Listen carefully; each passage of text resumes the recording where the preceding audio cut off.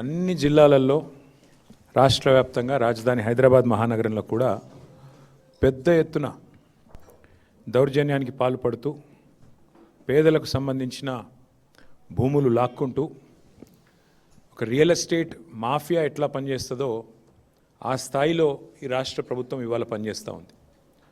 హైదరాబాదులో హైడ్రా పేరిటైతేనేమి, మూసీ పేరిటైతేనేమి, కొడంగల్లో లగచర్లలో pharma village పేరిటైతేనేమి, అట్లాగే మీరు మహబూబ్ నగర్ పట్టణంలో 150 మంది దివ్యాంగుల ఇండ్లు, దివ్యాంగుల కాలనీలో దివ్యాంగుల ఇండ్లు కూలగొట్టడం అయితేనేమి, రామగుండంలో జరిగిన దాడి అయితేనేమి, అట్లాగే తాజాగా ఖమ్మం జిల్లా వెలుగుమట్లలో 3 మంత్రులు వారి బినామీల పేర్లు కూడా నేను చెప్తా ఉన్నా.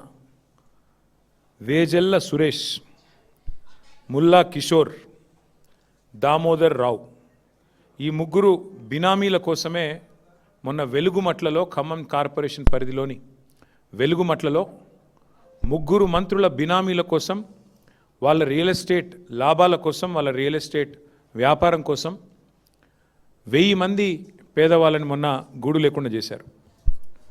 ఆ దారుణం జరగంగానే మేము మర్నాడే అక్కడున్నాం.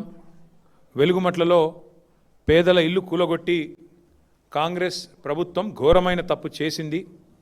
ఇది దారుణం. ఒక గాజాలో ఎట్లా అయితే ఒక భీతావహమైన వాతావరణం ఉందో, శిథిలాల నడుమ ప్రజలున్నారో, ఆ పరిస్థితి వాళ్ళ వెలుగుమట్లలో మాకు కనబడుతున్నది అని చెప్పి ఆ రోజు పత్రికా మిత్రులతో చెప్పాను, అక్కడున్న ప్రజలతో కూడా చెప్పాం.